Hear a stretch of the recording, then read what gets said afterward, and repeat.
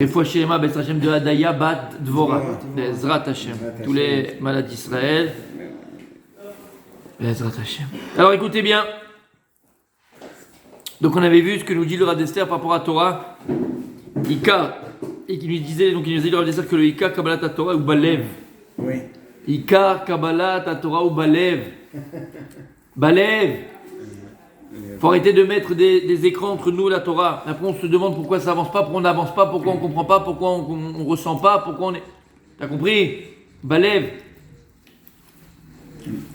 Comme il écrit que les louchot, ils étaient... Les Asra Diberot, comment écrit?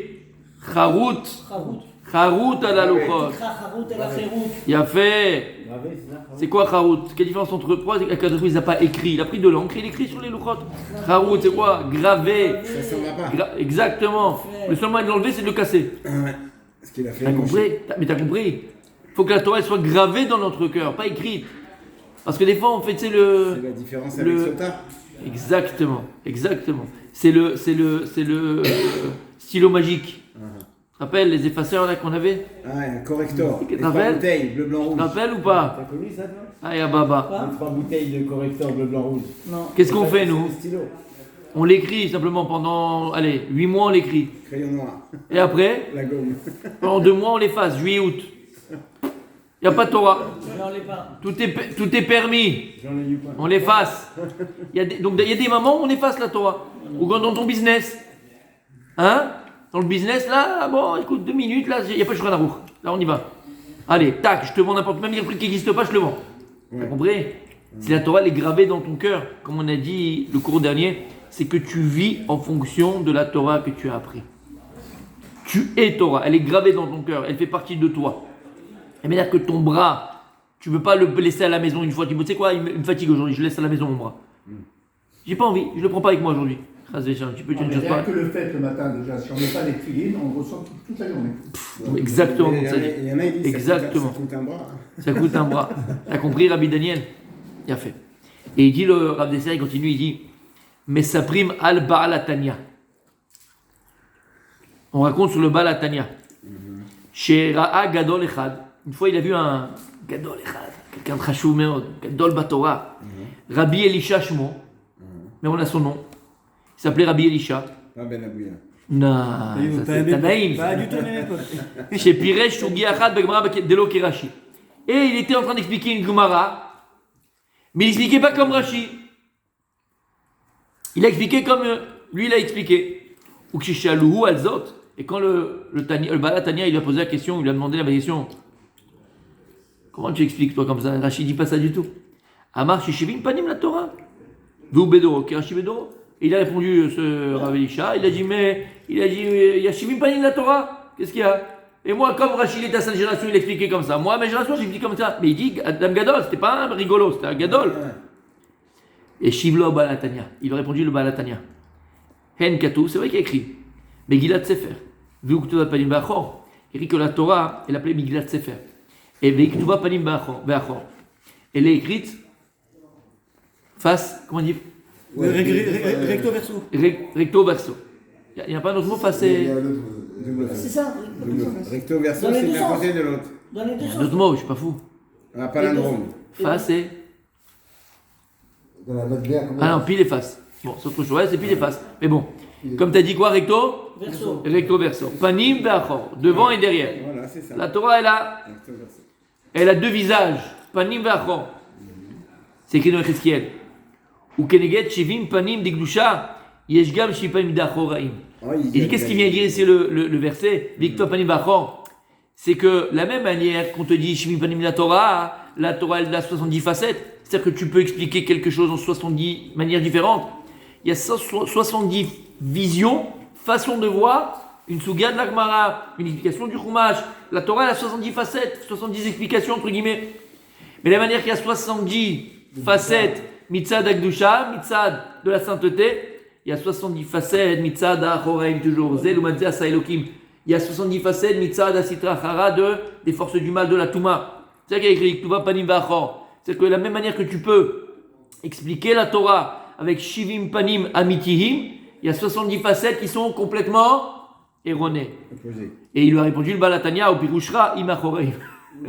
Et sache que ton plus que tu viens de dire, il n'est pas mitzad Akdusha, mitzad Asitrachar, il n'est pas de la sainteté, il est du mauvais côté de la Torah, il est du mauvais côté de la pièce. Balatania.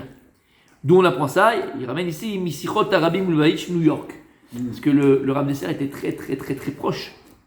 Vous savez pas, hein, ça. Non, moi, Mais une fois, je vous ai raconté ça, arrêtez, vous m'énervez. Quoi, que le Rav Dessler avec le Rav Très proche de Lubavitch. Non, très proche. Pourquoi? Parce que lorsqu'il habitait dans sa ville, je ne sais plus là-bas en Lituanie, il y avait une synagogue où il est avec son père.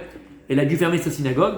Et avec son père, ils sont partis étudier ils sont partis prier là-bas pendant 3 ans dans une synagogue Lubavitch en Lituanie. Et c'est là-bas qu'il a appris à connaître la Chassidut Lubavitch. Et il a beaucoup aimé. Et lorsqu'il était à Londres, si je ne me trompe pas. Il le raconte. Mais voilà, il a permis de travailler plein de choses. Il raconte dans sa vie, ouais. Il parle. Hein? Il n'était pas chassid, le chassidut. Non, il n'est pas moins chassid, mais il était très lié à la chassidut, Rav Dessler. Très lié. Il ramène très souvent le Rabbi Nachman là, dans l'écoute Joseph. Il est Améliaou, d'accord. Et bien sûr, il raconte lui-même. Il raconte quand il était, par exemple, vous savez qu'à un moment donné, donc il a dû partir à Londres pour travailler pour son père, travailler dans la Torah. Il faisait des cours particuliers, verroulés. Parce que je vous avais raconté l'histoire que son père, il était très pas de Paris, c'était un milliardaire, c'était un Bill Gates, son père. Son père et son oncle. Pour montrer un petit peu la grandeur, d'accord, le niveau de richesse qu'ils avaient, c'est que pendant la Première Guerre mondiale, lorsqu'il y avait donc la guerre entre la France et l'Allemagne, entre autres, il y a beaucoup de yeshivot qui ont dû s'exiler. Et la moitié, par exemple, pratiquement des milliers de talmidim sont arrivés dans la ville du Rav Dessler, et c'est son père et son oncle qui a nourri, logé des milliers de talmidim, des milliers avec les rabbanim, pour te montrer l'état dans lequel ils étaient de richesse. Rav Dessler, il a vécu dans la richesse. Il raconte lui-même. Il habitait une maison méfoérette, il avait comment on appelle ça, ouais, bien sûr. Il avait les canapés en cuir, machin. À l'époque, c'était c'était des grands.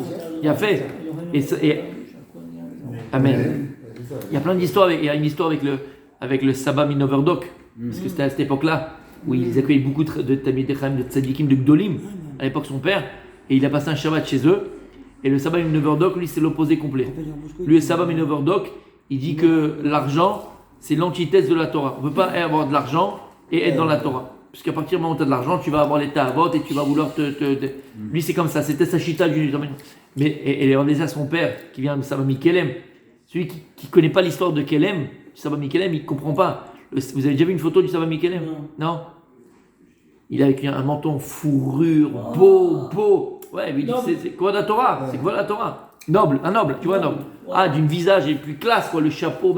Faut voir la classe. Bon, c'est une autre chita, d'accord, que la Torah, au contraire, quelqu'un qui est Torah, il doit avoir tout ce qu'il faut. Au contraire, c'est comme un melech. Ça, il peut étudier sans souci. Et à la fin, exactement. Et c'est le Gvod Torah.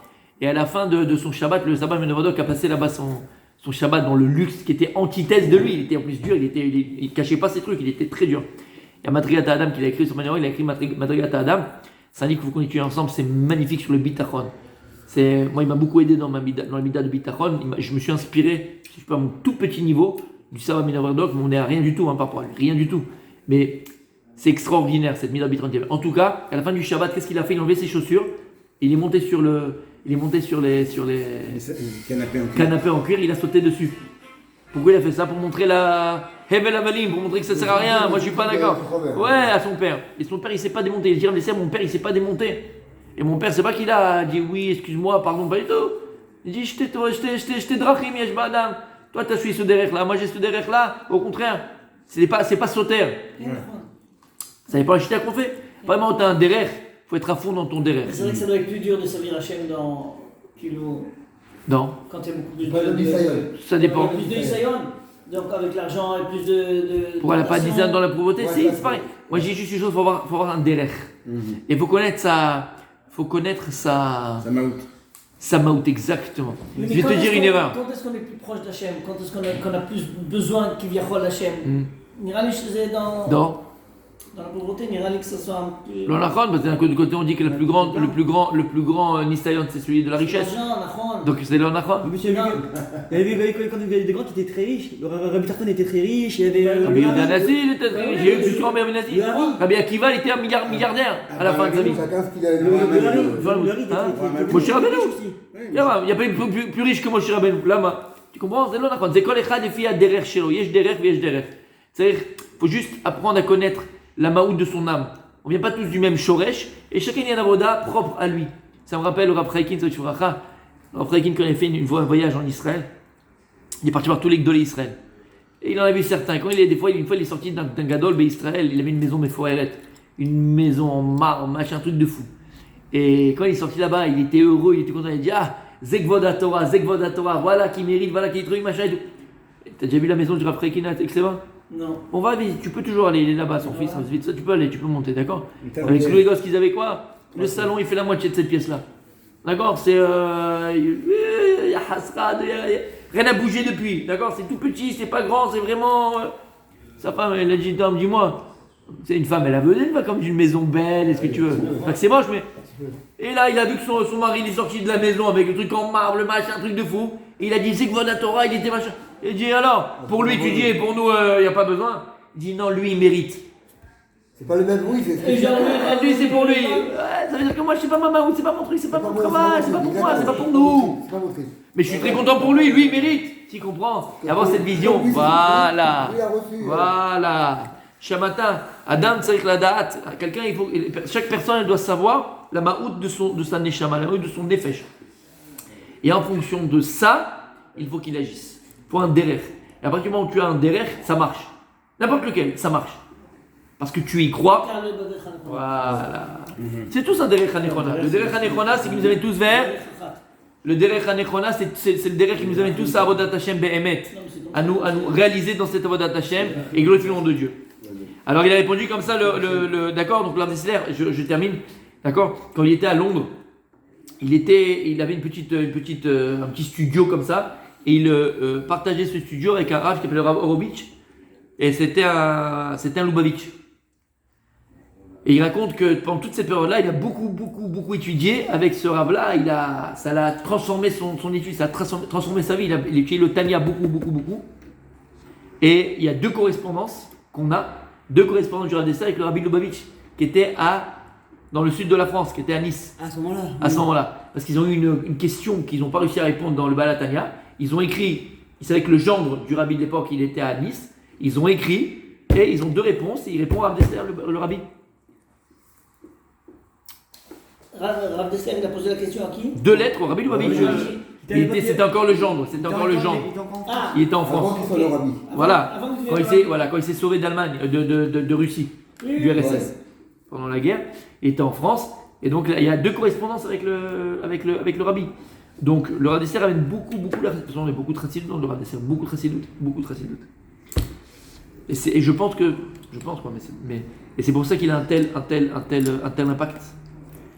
Parce qu'il a aussi, le Rav Dessler, en plus, cette istaklou de la Chassidut qui a fait le Baal HaTanya, qui change une vie. Tu as non seulement, entre guillemets, le moussard, et en plus tu as la Chassidut, mais tu es un Pentium 20 000, quoi. Tu peux plus rien t'arrêter. Tu t'es plus t'arrêter. Et donc il a répondu à ce Rabbi Elisha, qui lui a répondu, oui, mais moi je suis comme Rashi Amondor. Il a dit, sache que toi, il y a Shim Panim. Il a répondu, oui, mais il y a Shim Panim Torah. Shim Torah, oui, Shim Panim, Mitzad Agdushem, c'est Shim Panim, Mitzad Touma. Toi, tu as ce que tu as fait là, c'est Mitzad Achor, c'est Mitzad Touma. Il n'avait pas peur le Baal HaTanya. Et le Rav Dessler nous explique, qu'est-ce qu'il veut dire par là, le Baal HaTanya? Qu'est-ce qu'il veut dire par là? Il dit, Pirouche Levara. Chez Prinat Panim Bepanim Ainu, Bli Pirut Shel Midot. Ve'az yesh dekut ben mekabel venoten. Aval Prinat Achor Bepanim, Ainu Ashpa'a rak lefi erech hamekabel Baal HaChesaron. וכיוון שהחכם ההוא יתגאה, אי אפשר שיקבל מן הפנים אלא מן החור. היינו בלי דבקות, ואם כן, אין זה אמת אמיתו. Écoutez bien, il y a dans la Torah ce qu'on appelle émet. Un petit va parler, c'est émet. Ça rentre, c'est bien, c'est magnifique. Mais il y a une autre darga, il y a un autre niveau dans l'explication de ce que tu étudies. Ça s'appelle émet la mito. Et pas le mytho. Hein. Ouais. Émet la mito. C'est quoi émet et émet la mito? Quelle différence? Il dit à Dessler, il y a une prina lorsque quelqu'un il étudie de panim bepanim. Lorsqu'Akadosh Baruch Hu parlait à Moshe Rabbeinu, c'était panim bepanim. Lorsqu'Hachim parlait à Adam Rishon, c'est panim bepanim. Comme je l'ai dit plus d'une fois, il y a trois seules créations, que lorsque le mâle s'accouple à la femelle, ils sont face à face. Seules trois créations. L'homme avec la femme, c'est comme ça, face à face. Après,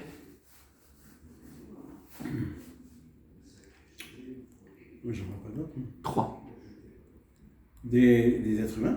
Non, des êtres la vivants. femme. Des animaux? Ouais, création. Le singe? Non, ben non, t'as déjà vu les gens, t'es déjà parti aux zones. Oui. Ah, mais les bolo, ils font pas comme ça. Hein. Ah, bolo, il fait pas comme ça. Mais pas toujours. Ah, toujours. Non, Toujours. non, non. Toujours. Mais je vous ferai des photos, moi, de la famille. Ah, non, pas tout, toi, allez. J'ai des diapos. De la famille. J'ai des diapos. Ah, la famille, d'accord, ok. Ça, tout de suite, il dégénère. C'est pas possible. Hein. Nous, les poissons. Mais les poissons, ils se coupent pas. Mammifères, poissons. Mais ils En sont deux bien. dauphins, ils vont pas en arrière. Ah oui, oui, mais c'est des mammifères, c'est pas des Gros poissons. quand les poissons. Gros poissons. Mais pas des êtres C'est pas vivants. sur les mots. Non. Ça y est, j'ai Des êtres vivants. Et Oui. Et les coccinelles. serpents. Les serpents. Oui, les serpents. Pourquoi? Dit le Midrash, c'est pas de moi, le Midrash. Pourquoi? Toutes créatures qui ont parlé face à face avec Akadosh Baruch Hu, Hein? l'accouplement entre le mâle et la femelle, c'est face à face. Akadosh Baruch Hu, il a parlé à Adam, Rishon et Chava, c'est face à face. Akadosh Baruch Hu, il a parlé au poisson, c'est face à face. Le mammifère, c'est face à face. Quand il a posé pour. Pérou, vous, il a pas dit directement au poisson. Pérou, il a pas dit il trouve Vermou. Non, non, Pérou, il a parlé au poisson. Oui, mais. Et ça oh, cloche, ça cloche. et oh, Ça cloche. et oh, Serpent. Nacha. Ça cloche pour les poissons. Pourquoi? Dans les mammifères, ils se font comme ça. Les mammifères, mais c'est pas des poissons. Bon, d'accord, on a compris, on a compris. Non, mais ceux qui C'est n'ont pas pas été dit. punis dans l'eau. Personne n'est Parce puni. qu'ils n'avaient pas de Personne n'est contact. puni. On parle de l'accouplement, on parle pas de punition. On parle pas de Mais punition. les poissons ne touchent pas. Il a fait, mais Les vrais poissons ne touchent pas. Poissons Là, les touchent pas. mammifères, Les souris. regarde.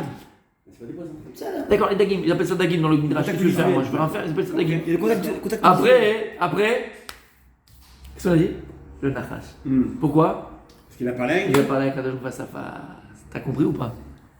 Tous ceux qui ont parlé avec Kadosh face à face, il a parlé panim panim, leur accouplement il est face à face. Dans la Torah, on a dit c'est quoi la Torah pour toi? Pour moi? Pour nous? Mode d'emploi. C'est vrai, Emet, mais par rapport à nous. C'est quoi la Torah? Ta première épouse c'est qui? C'est la Torah. À 13 ans tu t'es marié avec la Torah. La Ouais. Torah elle appelait Eshet Raïl.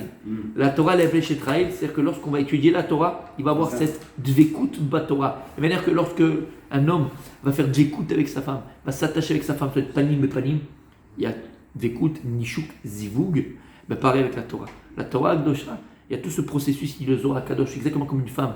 Dvekut, il y a zivug, il y a nishuk. T'entends ce que je te dis? Et donc lorsque tu étudies la Torah, il y a un niveau qui est le niveau de la Torah, qui est panim, bepanim, qui est face à face. Ce panim, bepanim, ce face à face-là, qui est blipiroud, c'est-à-dire que quand est-ce qu'une personne arrive à cette découte de Torah, panim, bepanim égale, lorsqu'elle a réussi à enlever tous les écrans qui existaient entre sa personne et la Torah.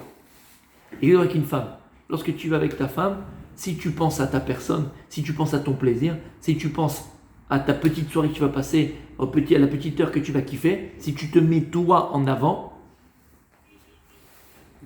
Zéro. tu as raté la découte avec ta femme. Lorsqu'on s'accouple avec notre femme, on doit, entre guillemets, d'accord, annuler son propre plaisir pour laisser d'abord en premier le plaisir de sa femme. Et tu vas voir comment ça va décupler le tien. Parce que plus tu vas arriver à trouver du plaisir à ta femme, plus en réalité ton plaisir sera grand à toi. Mais toi, dans ta tête, tu dois annuler ton plaisir. Et te dire, voilà, comment je vais pouvoir réjouir ma femme? Comment je vais pouvoir donner à ma femme? Comment je vais pouvoir parler avec la Torah Akdosha? Il faut que tu annules, entre guillemets, toutes tes midotes, pas tes pensées, mais toutes tes midotes, pas les pensées, parce qu'il faut que tu sois là, mais toutes tes midotes qui font écran entre toi et la Torah. C'est le casse, c'est la colère, voilà. C'est le casse, c'est la colère, c'est le mensonge, et la gava, entre autres. Oh là. Là, si tu arrives à faire ça quand tu étudies la Torah, alors la Torah elle est panim et panim. Et lorsque tu étudies, à quel niveau tu arrives? Tu arrives à émettre la mito. Tu arrives à la vérité de la Torah. La vérité de la Torah. Par contre, si quelqu'un il étudie le Chacham, il dit le Rav Desser qui va étudier la Torah, aval, begava, et donc qui a toujours des écrans entre lui et la Torah, il n'est pas prinat panim, bepanim, et panim menachon. La Torah elle donne le dos. Et donc c'est comme le singe. Je fais le geste, mais c'est pas ce geste-là que je voulais faire. D'accord? Oui. C'est comme le singe qui est, entre guillemets, qui est derrière. C'est pas la nature, c'est pas le normal, c'est pas comme ça que la vraie découte, elle est qu'on est face à face. Pareil, le chacham, il est chacham, mais qui, Igal, n'a pas réussi à travailler ses midot, n'a pas réussi à enlever les écrans, sa lourdeur, son antipathie, son mensonge, son infidélité, ses mauvaises pensées, ça, c'est comme sa colère, tout ça. Il étudie la Torah, malheureusement sa Torah elle n'est pas émettre la mytho. Il va arriver à une amitié de la Torah, alors elle ne fait pas émettre la mytho. C'est panim, mais achor. Et donc c'est pour ça, mes amis, qu'on a 49 jours pour se préparer à matin de Torah. Et tous les jours qu'on compte le Homer, on émet taken une mida dans les midot. Chesed, Sheba, Tiferet, Gvura, Sheba, Vechoule, Hod, Sheba, Hod, Vechoule. Pourquoi? Pour arranger et réparer une mida, pour qu'il n'y ait plus d'écran entre nous et la Torah. Lorsqu'on arrive à faire tomber ces écrans, ces mauvaises midot là, on arrive à une dvekout Batorah, Emet, la mytho. On arrive à la vérité de la Torah. Et c'est ça l'essentialité d'Esther, pour vivre ensuite sa Torah. Pour graver la Torah en nous, il faut arriver à quoi égal? Émettre la mytho. C'est de le vivre. Amen.